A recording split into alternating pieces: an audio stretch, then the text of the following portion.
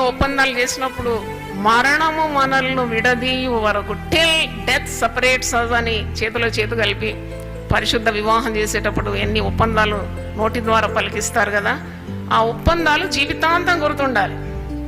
ఏదైనా వివాదము లేక మనస్పర్ధన వచ్చినప్పుడు నీకు ఆ ఒప్పందాలు గుర్తు రావాలి.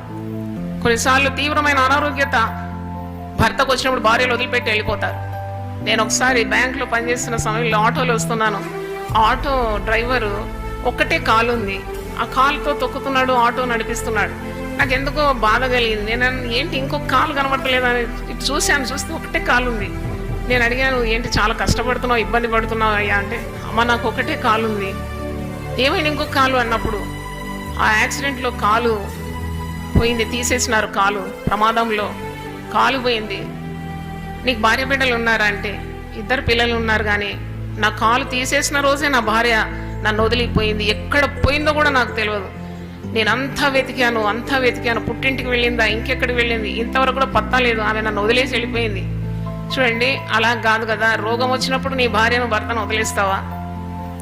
ఒక భార్య అంటుంది, ఆమెకు ఆస్తమా రోగం వచ్చిందట. ఆస్తమాతో బాధపడుతున్నప్పుడు భర్త వదిలేసినాడట. కానీ రోగం వచ్చినప్పుడు, కష్టాలు వచ్చినప్పుడు, లేక కొన్ని ఇబ్బందులు వచ్చినప్పుడు విడిపోయే బంధం కాదు కదా భార్య భర్తల బంధము, మరణమే విడదీయాల.